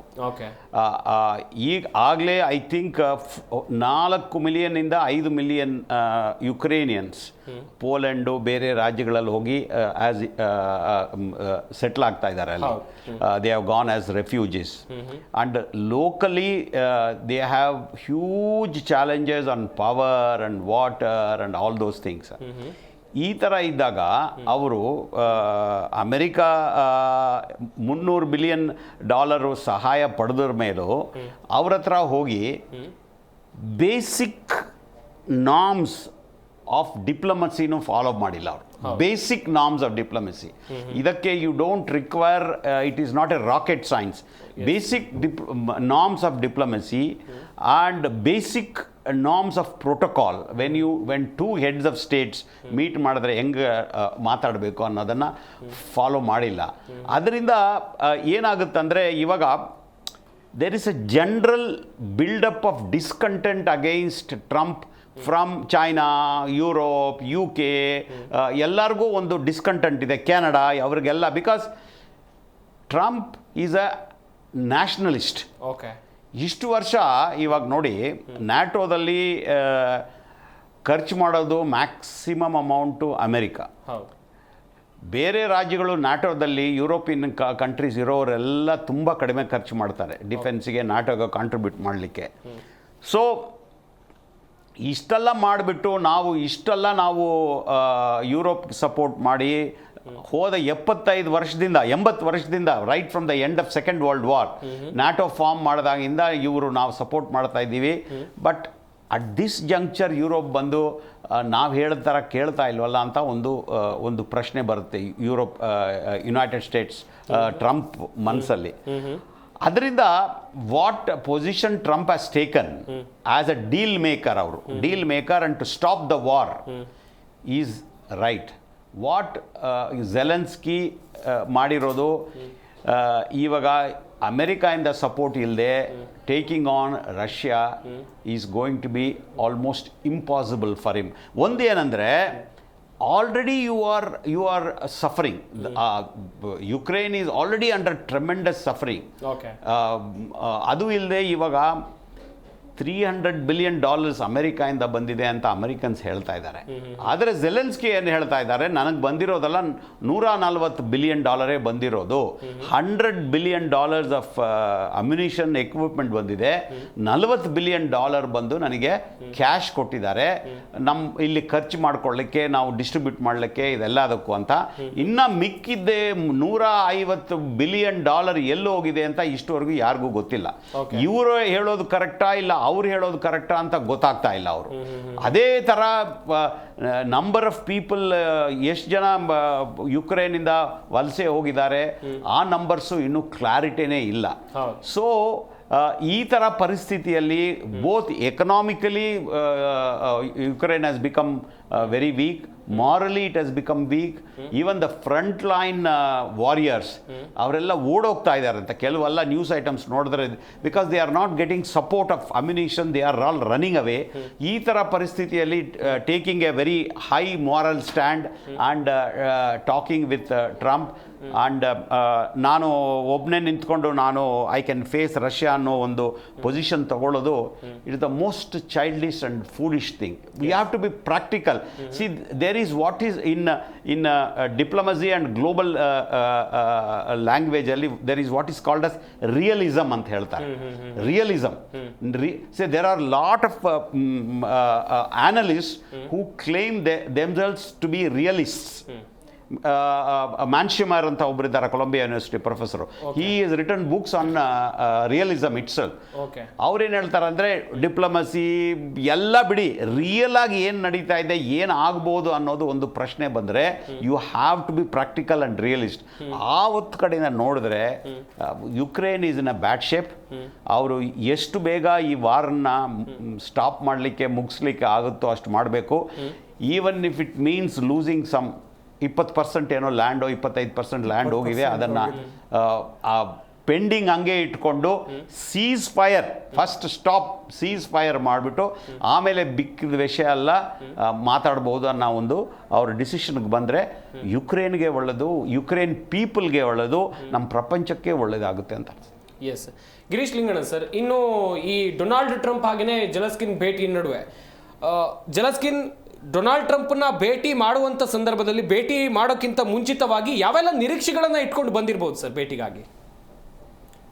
ಅಲ್ಲಿ ನಿರೀಕ್ಷೆ ಅಂದರೆ ಸೈಡ್ ಹಾಕೋ ಹಂತಕ್ಕೆ ಇತ್ತು ಅನ್ನೋ ಒಂದು ನಿರೀಕ್ಷೆಯಲ್ಲೇ ಅವರು ಹೋಗಿದ್ದು. ಆ್ಯಕ್ಚುಲಿ ಎಲ್ಲಾನು ನಡೆದಿತ್ತು, ಎಲ್ಲ ಟಾಕ್ಸು ನಡೆದಿತ್ತು. ಈ ಕಡೆ ಮಿನರಲ್ಸ್ ಕೊಡೋದು ಮತ್ತು ಅಲ್ಲಿ ಒಪ್ಪಂದ ಆಗೋದು, ಸಿಗ್ನೇಚರ್ ಹಾಕ್ಬೇಕು ಅನ್ನೋ ಒಂದು ಇದರಲ್ಲಿ ಆ ಒಂದು ನಿರೀಕ್ಷೆಯಲ್ಲಿ ಅವರು ಹೋಗಿದ್ದು. ಅಲ್ಲಿ ಏನು ನಡೀತು ಮಧ್ಯದಲ್ಲಿ, ಎಲ್ಲಿ ಗ್ರಿಫ್ಟ್ ಸ್ಟಾರ್ಟ್ ಆಯಿತು ಅಂದರೆ, ಇವರೊಂದು ಯಾವುದೋ ಒಂದು ವಿಷಯ ತಲೆಯಲ್ಲಿ ಇಟ್ಕೊಂಡು ಹೋಗಿರ್ತಾರೆ, ಅವ್ರು ಯಾವುದೋ ವಿಷಯ ಇವರು ರಿಪಬ್ಲಿಕನ್ಸ್ಗೆ ಸಪೋರ್ಟ್, ಡೆಮೊಕ್ರೆಟಿಕ್ಸ್ಗೆ ಸಪೋರ್ಟ್ ಮಾಡಿದ್ದು 2024 ಬೈಡನ್ ಜೊತೆ ಇವ್ರ ಹೊಂದಾಣಿಕೆ ಇದ್ದಿದ್ದು, ಇವೆಲ್ಲ ಬೇಡವಾಗದೇ ಇರೋವಂಥ ಕೆಲವೆಲ್ಲ ಅವ್ರ ತಲೆಯಲ್ಲೂ ಇತ್ತು, ಇವ್ರ ತಲೆಯಲ್ಲೂ ಇತ್ತು. ಬಟ್ ಎನಿಹೋ ಅವ್ರ ತಲೆಯಲ್ಲಿ ಏನೇ ಆದ್ರೂ he's at the receiver end Zelensky. He should only go, ನೀನು ಏನಾರು ಅನ್ಕೊಳಪ್ಪ, ನಮ್ಮನ್ನು ಕಾಪಾಡು, what is that you want, what is that I have to do, that's all he should have spoken and come out for him to be safe at this position. ಅದು ಬಿಟ್ಟು ನೀನು ಏನು guarantee ಕೊಡ್ತೀಯಾ, ನೀನು ಏನು ಇದು ಮಾಡ್ತೀಯಾ? ಆವಾಗ ಪುತಿನ್ 2014 ಹಂಗೆ ಬಂದು ನಮ್ಮ ಕ್ರೀಮಿಯಾ ತಗೊಂಡಾಗ ನೀವೆಲ್ಲ ಏನು ಮಾಡ್ತಿದ್ರಿ, ಒಬಾಮಾ ಏನು ಮಾಡ್ತಿದ್ರು, up till 2022 even you also became president, you also never spoke anything. ಅದೆಲ್ಲ ಬೇಡವಾಗಿತ್ತು, ಎಲ್ಲ ಆಗೋಗಿತ್ತದು. ಅದೆಲ್ಲ ತಕೊಂಡು ಹಿಂದ್ಗಡೆದಿಂದ ಸ್ಟಾರ್ಟ್ ಮಾಡೋ ಅಂತ ನೆಸೆಸಿಟಿ ಇರಲಿಲ್ಲ. ಪುತಿನ್ ಕ್ಯಾರೆಕ್ಟ್ರ್ ಹಂಗೆ, ಪುತಿನ್ ಇದೆ ಹಿಂಗೆ. ಅವ್ನು ಸೀಸ್ ಫೈರ್ನು ಎಷ್ಟು ನಂಬ್ತೀರಾ ನೀವು? ನಾಳೆ ಸೀಸ್ ಫೈರ್ ಅಂದ್ಬಿಟ್ಟು ತಿರ್ಗಾ ವಾರ್ ಮಾಡಲ್ಲ ಅಂತ ಏನು ಗ್ಯಾರಂಟಿ? ಈ just started arguing one after the one. He was never thinking that what is this status today. ನಾಳೆ ಅಮೆರಿಕ ಕಟ್ ಮಾಡಿ ಎಲ್ಲ ಕಟ್ ಮಾಡಿಬಿಟ್ರೆ 3 ದಿವಸದಲ್ಲಿ ಯುಕ್ರೇನ್ನ ಫುಲ್ ತಗೊಂಡು ಆವರಿಸ್ಕೊಂಡ್ಬಿಡ್ತಾರೆ ಅವರು. 3 days is enough for them. ಜಾಸ್ತಿ ದಿವಸನೂ ಬೇಡ, 2-3 ದಿವಸದಲ್ಲೇ ಕ್ಲೋಸ್ ಮಾಡಿಬಿಡ್ತಾರೆ ವಾರನ. ಆ ಪೊಸಿಷನ್ ಅಲ್ಲಿ ಇರ್ಬೇಕಾದ್ರೆ there was no necessity for him to go and discuss at all. Sign ಹಾಕ್ಬೇಕಾಗಿತ್ತು. ಅವ್ನು ಹೆಂಗೋ, ಅದೇ ನಾನು ಹೇಳೋದ್ನಲ್ಲ, ಈಸ್ ಕ್ಯಾರೆಕ್ಟರ್ ಯಾವಾಗಲೂ ರಿಕ್ವೆಸ್ಟಿಂಗ್ ಆಗೇ ಹೋಗ್ಬೇಕು. You cannot go head on collision with Putin. His character is like that. Donald Trump ಜೊತೆ ಹೆಡ್ ಆನ್ ಕೊಲಿಷನ್ ಹೋಗೋಕ್ಕೆ ಆಗಲ್ಲ ನೀವು ಮಾತಲ್ಲಿ. So he did a wrong thing there. Morally may be correct in some issues, we don't say, but sir ಹೇಳ್ದಂಗೆ ರಿಯಾಲಿಸ್ಟಿಕಲಿ ಏನಿದೆ ಇವತ್ತಿನ situation, ನನ್ನ ಕತೆ ಏನಪ್ಪ ಅಂತ ಹೋಗ್ಬೇಕಾಗಿತ್ತು. ಬಿಕಾಸ್ ನಾನು ಇವ್ರ ಜೊತೆ ಎದುರು ಹಾಕೊಂಡ್ರೆ 2-3 ದಿವಸದಲ್ಲಿ ಯುಕ್ರೇನ್ನೇ ಓದಂಗೆ ಅಂತ ಅವ್ನಿಗೆ ಗೊತ್ತಿರಬೇಕಾಗಿತ್ತು ಅಲ್ಲಲ್ಲಿ. See, even though NATO can support, in what way they can support? They can only fund ಅಷ್ಟೇ. ಅದು ಬಿಟ್ಟು ಇನ್ನೇನು ಮಾಡೋಕ್ಕಾಗಲ್ಲ. ಅವ್ರ ಹತ್ರ ಏನು ಅಮ್ಯುನೇಷನ್ಸ್ ಏನಿಲ್ಲ, ಇವ್ರಿಗೆ ಕೊಟ್ಟು ರಷ್ಯಾನ ಎಡಾನ್ ತಗೊಳ್ಳೋ ಅಷ್ಟು ಅಮ್ಯುನೇಷನ್ಸ್ ಕೊಡೋಕ್ಕಂತೂ ನ್ಯಾಟೋ ಹತ್ರ ಇಲ್ಲ. Unless and until China changes his mind, China supports NATO, all of the polarization happens, ಈ ಎಲ್ಲ ರಷ್ಯಾ ಇರೋ ಕಡೆ ಚೈನಾ ಈ ಕಡೆ ಬರಬೇಕು. ತುಂಬ ಅನೇಕ ಚೇಂಜಸ್ ಇನ್ ದಿ ವರ್ಲ್ಡ್ ನಾವೇನೇನು ಎಕ್ಸ್ಪೆಕ್ಟ್ ಮಾಡಲ್ವೋ ಅದೆಲ್ಲ ಆದರೆ may be Ukraine may be saved ಅಷ್ಟೇ. Yes, sir. I don't know how China will behave because Russia and China America has a very strong relationship with Putin. Okay. So unless there is a extremely strong reason for China to rethink its relationship with Russia, I don't think China will enter into this at all. Okay. Our Chinese are extremely smart. They are very business-like. ನಾವು ಅವ್ರು ನೋಡಿ ಇಷ್ಟು ವರ್ಷದಿಂದ development ಆದಾಗಿಂದ ಎಲ್ಲಾದರೂ ಒಂದು ಕಡೆ ಆದರೂ ಅವ್ರು ಇನ್ವಾಲ್ವ್ ಆಗಿದ್ದಾರಾ ಎನಿ ವಾರಲ್ಲಿ ಅಂತ ನೋಡಿ. ಅವ್ರು ಲಾಸ್ಟ್ 75 to 80 ಇಯರ್ಸಲ್ಲಿ ಇಲ್ಲ. Taiwan and Hong Kong were a hot potato, even Taiwan even now is a hot potato. ಆದರೆ if China minds they can take over Taiwan fast. ಆದರೆ ಅವರು ಕಾನ್ಫ್ಲಿಕ್ಟಿಗೆ ಹೋಗೋದಿಲ್ಲ. They will not get into any war. Their objective ಅವ್ರದ್ದು ಏನಂದರೆ, ಅವ್ರ objective ಏನಂದರೆ ಎಷ್ಟುವರೆಗೂ diplomacy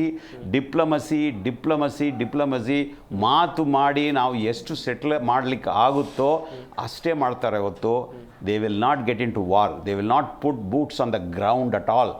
no way China will get into this. They ಅಲ್ಲಿ ನೋಡ್ತಾ ಇರ್ತಾರೆ, ಅವ್ರು ನೋಡಿಬಿಟ್ಟು ತಮಾಷೆ ನೋಡ್ತಾ ಇರ್ತಾರೆ, ನೀವೇನಾದರೂ ಮಾಡ್ಕೊಳ್ಳಿಪ್ಪ, ನಮ್ಗೆ ಅದಕ್ಕೂ ಸಂಬಂಧ ಇಲ್ಲ, we will make hour money in business ಅಂತ ಅವ್ರು ಬಿಟ್ಬಿಡ್ತಾರೆ. ಸೊ ಅದರಿಂದ ಪ್ರಪಂಚದಲ್ಲಿ ಇವಾಗಿರೋ ಪರಿಸ್ಥಿತಿಯಲ್ಲಿ ಝೆಲೆನ್ಸ್ಕಿ ಯಾವ ಬೇಸಿಸಲ್ಲಿ ಈ ಥರ ಒಂದು ಸ್ಟ್ಯಾಂಡ್ ತಗೊಂಡಿರೋದು ಅನ್ನೋದು ಅರ್ಥ ಆಗ್ತಲ್ಲ. ನೀವು ಒಂದು ಪ್ರಶ್ನೆ ಕೇಳಿದ್ರೆ, ನೀವು ಈ ಟ್ರಂಪ್ ಆ್ಯಂಡ್ ಝೆಲೆನ್ಸ್ಕಿ ಮೀಟಿಂಗ್ ಮುಂಚೆ ಅವ್ರು ಏನೇನು ಡಿಸ್ಕಷನ್ ಆಗಿತ್ತು ಅಂತ ಒಂದು CNN-ಗೆ ಇವರು ಮಾರ್ಕೋಸ್ ಲುಬಿಯೋ ಅವ್ರು ಇದ್ದಾರಲ್ಲ, he gave A fantastic interview and set ಇದ್ರ ಬಗ್ಗೆ ನಾವು ಮಾತಾಡಿ ಹೋದ 5 ದಿನ 6 ದಿನದಿಂದ ಎಲ್ಲ ಮಾತಾಡಿ ನಾವು ಒಂದು ಅಗ್ರಿಮೆಂಟ್ಗೆ ಬಂದು ಆಮೇಲೆ ನಾವು ಇಲ್ಲಿ ಟ್ರಂಪ್ ಆ್ಯಂಡ್ ಝೆಲೆನ್ಸ್ಕಿ ಮೀಟಿಂಗ್ ಮಾಡಿಸಿದ್ದು ಅಂತ ಹೇಳಿದ್ದಾರೆ ಅವರು. ಇನ್ನೊಂದು ಹೇಳಿದ್ರು ಅವರು, ಒಂದು ಇಂಪಾರ್ಟೆಂಟ್ ಥಿಂಗ್ ಅವರೇನು ಹೇಳಿದ್ರು ಅಂದರೆ, ಝೆಲೆನ್ಸ್ಕಿ ಅಮೆರಿಕಾಗೆ ಬರೋ ಒಂದು ಅವಶ್ಯಕತೆನೇ ಇರಲಿಲ್ಲ. ನಾವು ಇದು between the senior officials of USA and senior officials of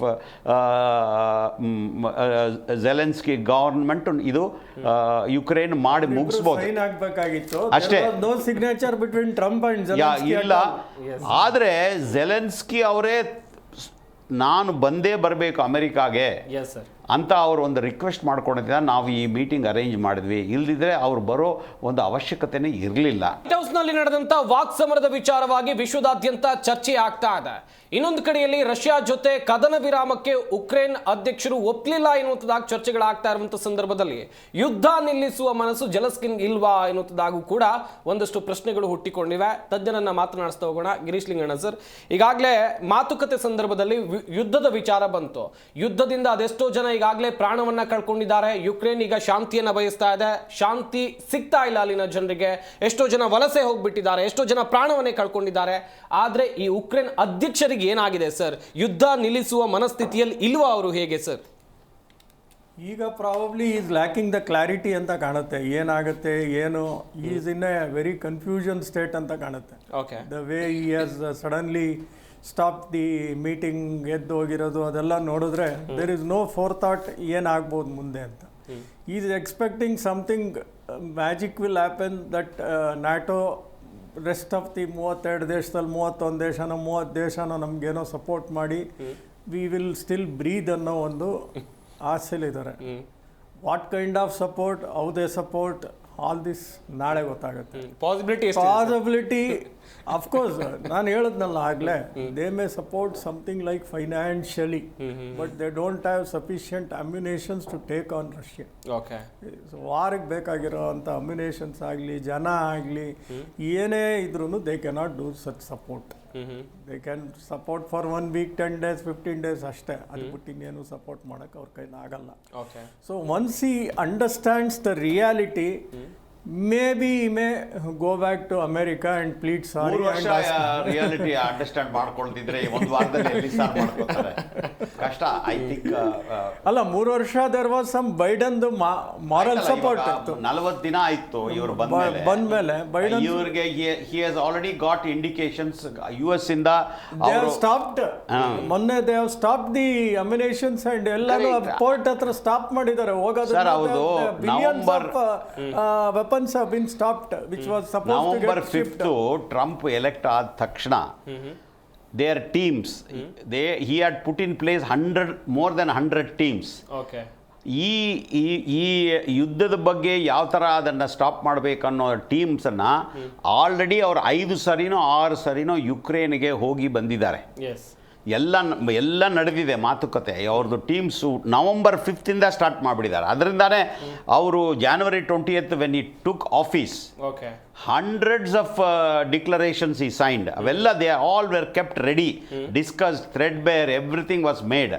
ಎಲ್ಲ ಹೋಮ್ವರ್ಕ್ ನಡೆದಿದೆ. ಸೊ ಝೆಲೆನ್ಸ್ಕಿಗೆ ಅಷ್ಟರೊಳಗಡೆ if his own advisors and his own people would have warned him that Trump is not going to support you from now onwards. ಇದನ್ನು ಹೆಂಗಾದರೂ ಮುಗಿಸ್ಬೇಕು, ನೀನು ಇದರ ಬಗ್ಗೆ you must start working in that direction ಅಂತ ಅವ್ರಿಗೆ ಹೇಳಿರ್ತಾರೆ, ಇಲ್ಲ ಅಂತ ಅಲ್ಲ. ಬಟ್ ಇವ್ರು ಬಂದು ವೈಟ್ ಹೌಸ್ಗೆ ಬಂದು ಯಾಕೆ ಕಲರ್ ಚೇಂಜ್ ಆದರು ಅಂತ ಅನ್ನೋದು ಒಂದು ನಿಜವಾಗ್ಲೂ it's a very difficult thing to answer. A president of a country which is going through such a difficult times, who has come with a begging bowl, ಅವರು ಅದರ ಬಗ್ಗೆ ಹೇಳೋದಿಲ್ಲ. We are friends, hour people, your people are friends. ಏನೋ ಒಂಥರ he is like demanding the support from US. He is not even a member of NATO. U C, ಅವರು member of NATO ಇದ್ದಿದ್ರೆ by force all NATO members will come to the rescue. But Ukraine is not even a member of NATO. But the tone, our matadralla, the tone with which he spoke to both the president and vice president, he felt that he had a right to get the assistance from United States anta ಒಂದು ಅನ್ಸುತ್ತೆ. That is the mistake. Yes.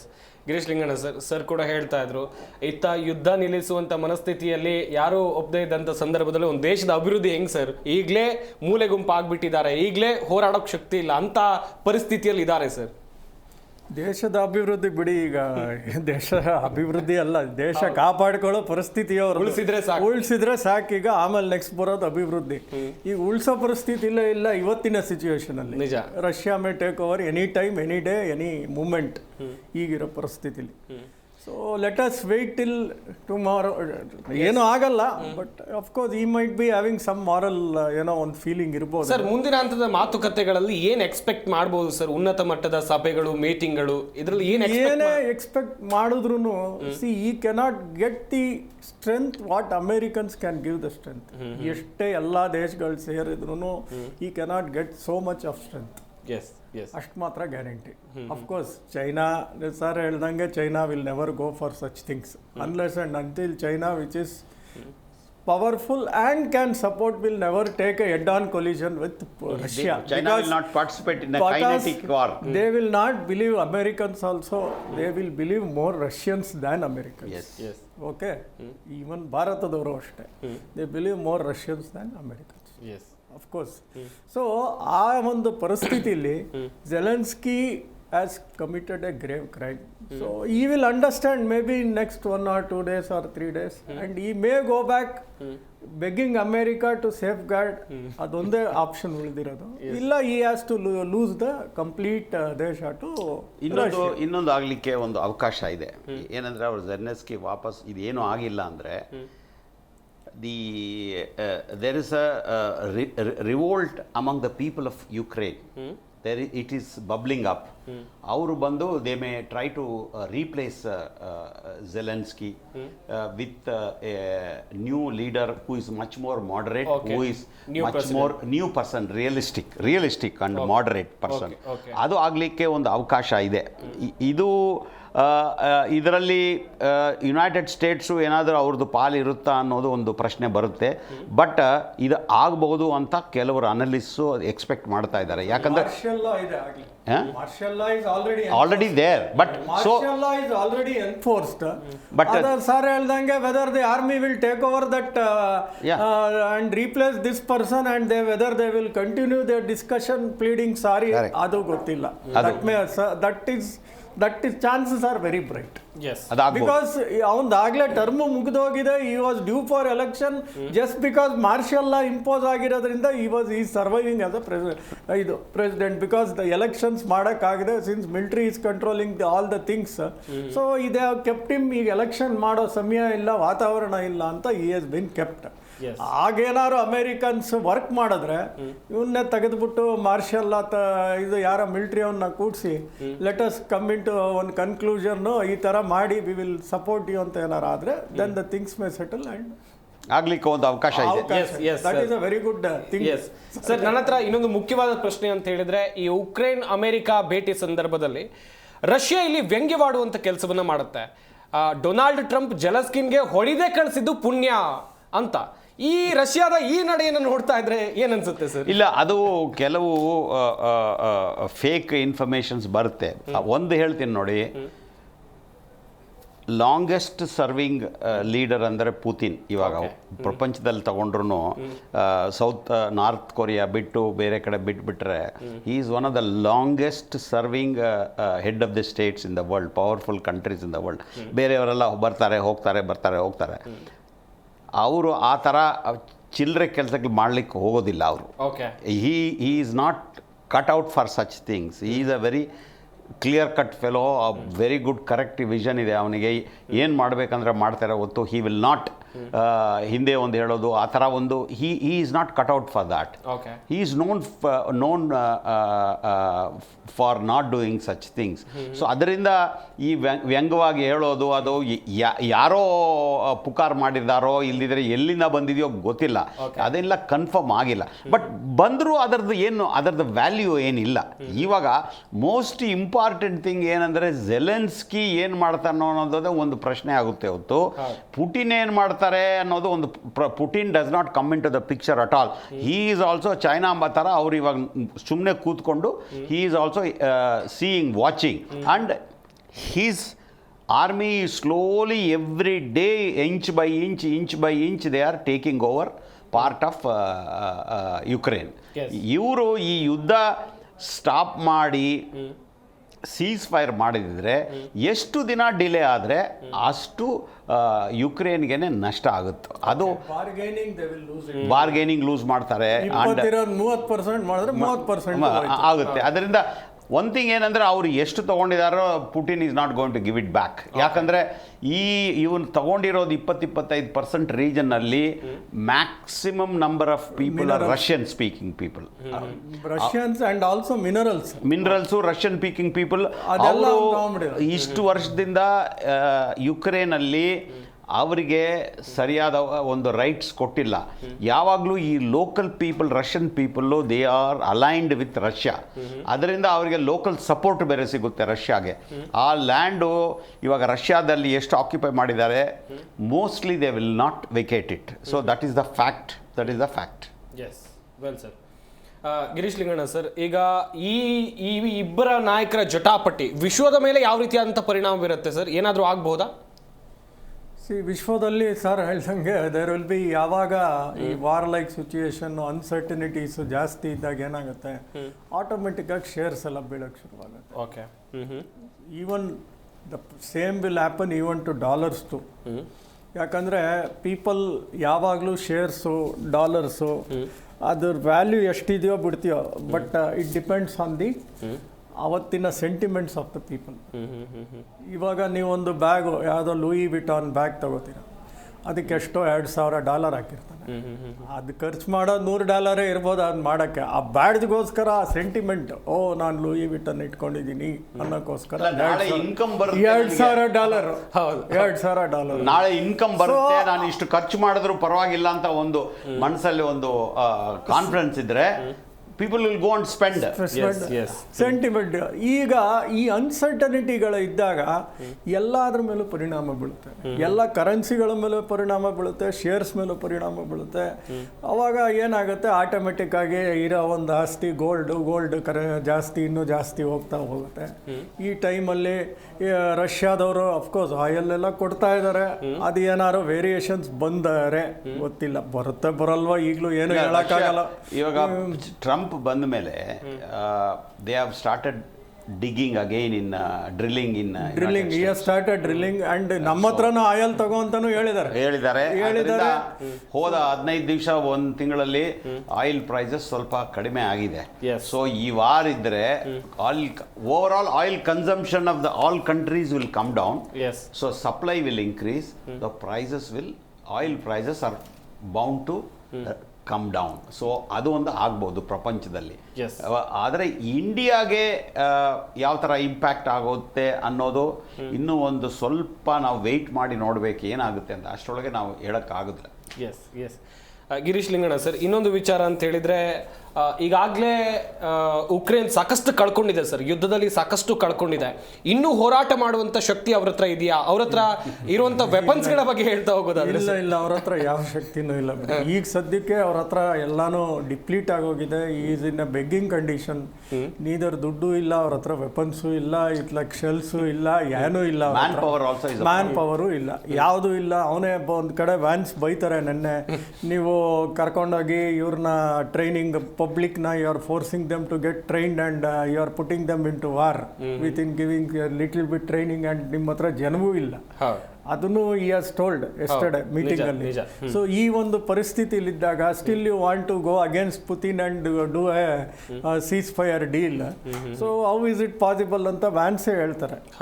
So ನೀನು Putin ಜೊತೆ ಎದುರಾಕೊಂಡು deal ಮಾಡೋಕ್ಕಿಂತ Putin ಜೊತೆ ಹೊಂದಾಣಿಕೆ ಮಾಡ್ಕೊಂಡು deal ಮಾಡೋದೇ best ಅಂತ ಅವ್ರು ಹೇಳೋದು. ಪುತಿನ್ ಎಷ್ಟು ನಂಬಿಕೆ ಇದೆ ನಿಮಗೆ ಪುತಿನ್ ಮೇಲೆ? ಇಷ್ಟು ನೀವು ಅವನ ಪರವಾಗಿ ಮಾತಾಡಿ ಸೀಸ್ ಫೈರ್ ಅವನು ಒಪ್ಕೋತಾನ, ಇಲ್ಲಿ stick on to his words ಅನ್ನೋದು ಇವ್ರ question mark.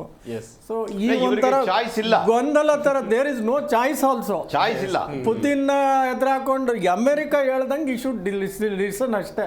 That is the only option he has got now. There is no other options and even NATO countries cannot support him, cannot help him. Though they want to support him, Russia ಜೊತೆ head on ತಗೊಳಕ್ ಅವ್ರ ಕೈಲಿ ಶಕ್ತಿ ಇಲ್ಲ. ಇದು ಯಾಕೆ 3 ವರ್ಷದ ಮುಂಚೆ ಯಾಕೆ ಇದು ಯುದ್ಧ ಸ್ಟಾರ್ಟ್ ಆಯಿತು ಅನ್ನೋದು ಒಂದು ಪ್ರಶ್ನೆ ಯಾವಾಗಲೂ ಬರುತ್ತೆ. ಈ ಯುಕ್ರೇನ್ ನ್ಯಾಟೋ ಸೇರಬೇಕು ಅಂತ ಒಂದು ಉದ್ದೇಶ ಇದ್ದದ್ದಕ್ಕೋಸ್ಕರನೇ Russia was very against it. ಯಾಕಂದ್ರೆ ನಾಟೋದಲ್ಲಿ ಯುಕ್ರೇನ್ ಸೇರ್ಕೊಂಡ್ಬಿಟ್ರೆ the US will bring all its missiles and put it on the border of Russia and Ukraine. ಶತ್ರುಗಳನ್ನ ಮನೆ ಬಾಗಿಲು ಬಿಟ್ಕೊಂಡಾಗ ಅವ್ರದ್ದು ಇರೋದು reaction time 7 minutes some of the missiles. ಅದು ಬೇಡ ಅನ್ನೋದಕ್ಕೋಸ್ಕರನೇ ಪುಟಿನ್ ಹೋದ 15-20 ವರ್ಷದಿಂದ ಅಮೆರಿಕ ಹತ್ರ ಮಾತಾಡ್ತಾನೆ ಅವರು ಇವ್ರ ಮಾತು ಕೇಳಲಿಲ್ಲ. ಅದರಿಂದಾನೇ ಈ ತೊಂದರೆ ಎಲ್ಲ ಬಂದಿದ್ದು. ಸೊ ಆ ಒಂದು ಇಂಪಾರ್ಟೆಂಟ್ ಪಾಯಿಂಟ್ ಇವರು ಆವಾಗಲೇ ಕನ್ಸೀಡ್ ಮಾಡಿಬಿಟ್ಟಿದ್ರೆ ಈ ಯುದ್ಧನೇ ಆಗ್ತಾ ಇರಲಿಲ್ಲ. ಸೊ 2014 ಯಾವಾಗ ಇವ್ರು ಕ್ರಿಮಿಯಾ ತಗೊಂಡ್ರು, ಇವ್ರಿಗೂ ಒಂದು ಭಯ ಶುರುವಾಯಿತು, ನಾಳೆ ಇನ್ನೂ ಬೇರೆ ದೇಶ ತಗೋತಾರೆ ಅಂತ. ಈ ವೆಂಟ್ ಫಾರ್ ನ್ಯಾಟೋ ಇಲ್ಲಿ ಆಗಿಲ್ಲ, ನ್ಯಾಟೋ ಆಗಲಿಲ್ಲ. ಸೊ ಈ ಕುಡ್ ನಾಟ್ ಗೆಟ್ ದಿ ಇದು. ಈ ಕಡೆ ಪೋಲ್ಯಾಂಡ್ ನ್ಯಾಟೋ, ಈ ಕಡೆ so Poland next year Ukraine. ಅವ್ರು ಯುಕ್ರೇನ್ಗೆ ಎಳ್ಕೊಂಬಂದ್ಬಿಟ್ರೆ ಇನ್ನೇನು ರಷ್ಯಾ ಬಾರ್ಡ್ರಿಗೆ ಬಂದ್ಬಿಡ್ತಾರೆ ಅವ್ರು. ಗೊತ್ತಾಯ್ತಾ? So that is the reason Ukraine NATO ಜೊತೆ ಹೋಗ್ಬೇಕು ಅಂತ ತಿಂದಿದ್ದು. ಅವತ್ತಿನ ದಿವಸ ನೀನು ಬೇಡ ಅವರು ಬೇಡ ಅಂತ ಈ ವುಡ್ ಹ್ಯಾವ್ ಟೇಕನ್ ಎ ಪುತಿನ್ಸ್ ಒಂದು ಡಿಸಿಷನ್ ತಗೊಂಡು ನೀನು ಮುಂದೆ ಬರಬೇಡ, ನಾನು ನ್ಯಾಟೋ ಜೊತೆ ಹೋಗಲ್ಲ ಅನ್ನೋ ಒಂದು ಇತ್ಯರ್ಥಕ್ಕೆ ಬಂದಿದ್ರೆ ಪ್ರಾಬಬ್ಲಿ ವಾರ ಆಗ್ತಿರ್ಲಿಲ್ಲ. ಅದು ಒಂದು ದೇಶ ಇಂಡಸ್ಟ್ರಿ ಚೆನ್ನಾಗಿತ್ತು, ಅಲ್ಲೂ ಇಂಜಿನ್ಸ್ಗಳು ನಡೆಯೋದು, ಏರೋಪ್ಲೇನ್ ಅಡ್ವಾನ್ಸ್ ಕಂಟ್ರಿ. ಈವನ್ ನಮ್ಮ ಭಾರತದವರು ಸುಮಾರು ಮೆರೈನ್ ಇಂಜಿನ್ಸ್ ಎಲ್ಲ ನಾವು ಅಲ್ಲಿಂದಾನೇ ತಗೋತಾ ಇದ್ದಿದ್ದು. So everything was good for us also. ಅದು ಒಂದು ಇಂಡಸ್ಟ್ರಿಯಲಿ ಇಟ್ ವಾಸ್ ಎ ಗ್ರೋಯಿಂಗ್ ದೇಶ ಇತ್ತು. ಈ ಒಂದು ಇದಕ್ಕೆ ಬರ್ತಾನೆ ಇರಲಿಲ್ಲ, ಈ ಒಂದು ಸ್ಥಿತಿಗೆ ಬರ್ತಿರ್ಲಿಲ್ಲ. We have to blame even the European countries. ಯಾಕಂದ್ರೆ ಅವರು ಸಪೋರ್ಟ್ ಮಾಡ್ತೀವಿ ಅನ್ನೋದೇ ಬಿಟ್ಬಿಟ್ರಿ. ಒನ್ ವೀಕ್ ಅಂದ್ರೇನು, ಒಂದು ವಾರ ಯುದ್ಧ ಸ್ಟಾರ್ಟ್ ಆದ್ಮೇಲೆ ಒಂದು ವಾರ ಪುಟಿನ್ ಅಂಡ್ ಝೆಲೆನ್ಸ್ಕಿ ಮಧ್ಯದಲ್ಲಿ ಒಂದು ಮೀಟಿಂಗು ಆಗಬೇಕಾಗಿತ್ತು. ಅದಾಗಿದ್ರೆ Putin was prepared to sign a agreement with Zelensky and close it and stop it. ಆದರೆ ಬೋರಿಸ್ ಜಾನ್ಸನ್ ಅವರು he flew from United Kingdoms, came. Okay. ಬಂದು ನೀನು ಮಾಡಬೇಡ, ನಾನು ಸಪೋರ್ಟ್ ಮಾಡ್ತೀನಿ, ನೀನು ಯುದ್ಧ ಮಾಡು ಅಂತ ಅವ್ರು ಹೇಳಿದ್ರು. ರೆಪ್ರೆಸೆಂಟೇಟಿವ್ಸ್ ಫ್ರಮ್ ಫ್ರಾನ್ಸ್ ಬಂದರು, ನಾವಿದ್ದೀವಿ ನೀವು ಯುದ್ಧ ಮಾಡು ಅಂತ. ಯುನೈಟೆಡ್ ಸ್ಟೇಟ್ಸಿಂದ ಬಂದರು, ನಾವು ದುಡ್ಡು ಕೊಡ್ತೀವಿ ನೀವು ಮಾಡು ಅಂತ. ಎಲ್ಲ ಇವ್ರನ್ನ they provoked him. So he became very very happy and confident that ನಮ್ಮ ಪ್ರಪಂಚ ಅಲ್ಲ ನನ್ನ ಹಿಂದೆನೇ ಇದೆ, ಅವ್ರು ಸಪೋರ್ಟ್ ಮಾಡ್ತಾರೆ ಅಂತ ನಾನು ಶುರು ಮಾಡಿದ್ರು. ಬಟ್ ಟೈಮ್ ಹೋಗ್ತಾ ಹೋಗ್ತಾ ಹೋಗ್ತಾ ಹೋಗ್ತಾ ಎವ್ರಿಬಡಿ ಹಿಂದೆ ಬಿದ್ದುಬಿಟ್ರು.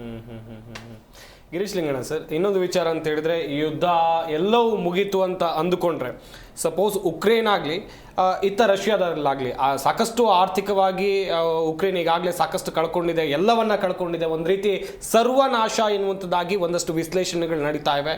ಒಂದು ವೇಳೆ ಯುದ್ಧ ನಿಂತಿದ್ದೇ ಆದಲ್ಲಿ ಉಕ್ರೇನ್ ಅಭಿವೃದ್ಧಿ ಕಾಣೋಕೆ ಎಷ್ಟು ವರ್ಷ ತಲುಪಬಹುದು ಸರ್? ಎಷ್ಟು $1 billion ಬರುತ್ತೆ ಬೇಕಾಗತ್ತೆ. ಮೋರ್ ದೆನ್ 500 billion 1000 billions ಬೇಕು, ಗೊತ್ತಿಲ್ಲ ನನಗೆ.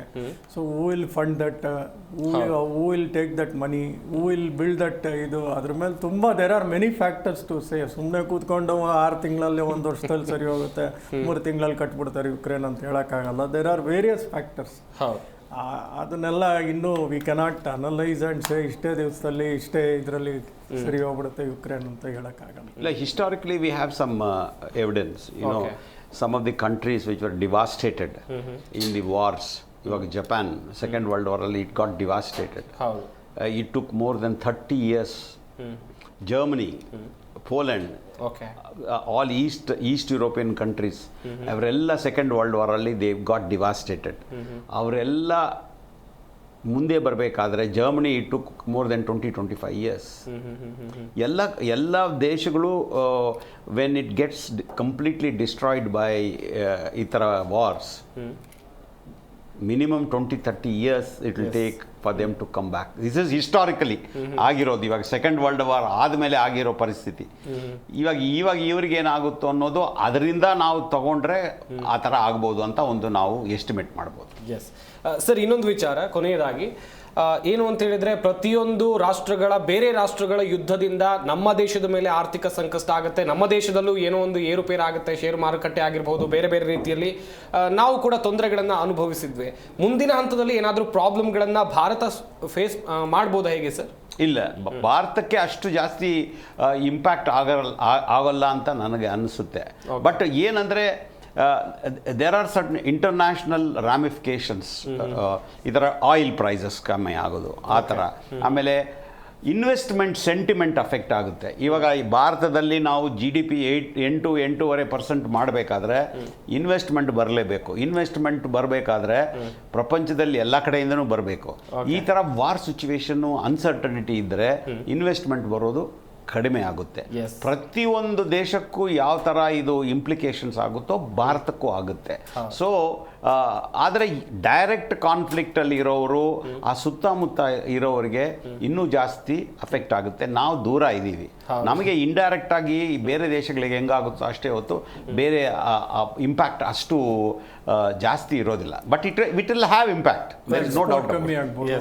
ನಾವೇನೋ ಎಕ್ಸ್ಪೋರ್ಟ್ ಮಾಡ್ತಾ ಇದ್ದೀವಿ, ಸೊ ಆ ದೇಶ will be little more conscious to ಹೌದು, correct. ಅದು ಇದ್ದೇ ಇರುತ್ತೆ. ಯುರೋಪಿಯನ್ಸ್ ಯುರೋಪ್ಗೇನೋ ಎಕ್ಸ್ಪೋರ್ಟ್ ಮಾಡ್ತೀವಿ, ಅಮೇರಿಕನ್ಸ್ಗೇನೋ ಎಕ್ಸ್ಪೋರ್ಟ್ ಅಫ್ಕೋರ್ಸ್ ಅಮೇರಿಕಾ ಡೈರೆಕ್ಟ್ ಆಗಿ ಇಲ್ಲದೆ ಇರ್ಬೋದು, ಬಟ್ ಅವರೆಲ್ಲ ಇನ್ನೂ ಸ್ವಲ್ಪ ಹುಷಾರಾಗ್ತಾರೆ. ಎಸ್ ಸರ್, ಕೊನೆಯದಾಗಿ ಏನು ಹೇಳ್ತೀರಾ ಸರ್, ಈ ಗಲಾಟೆ ಅಥವಾ ಈ ಜಟಾಪಟಿ ಮುಂದೆ ಯಾವ ಹಂತಕ್ಕೆ ತಲುಪಬಹುದು, ಏನೆಲ್ಲ ದೇರ್ ಆಗಬಹುದು ಇಸ್ ಓನ್ಲಿ ಒನ್ ಸ್ಥಿತಿ, Zelensky may go back or Zelensky may get replaced. ಎರಡೇ ಇರೋದು ಆಪ್ಷನ್ಸ್.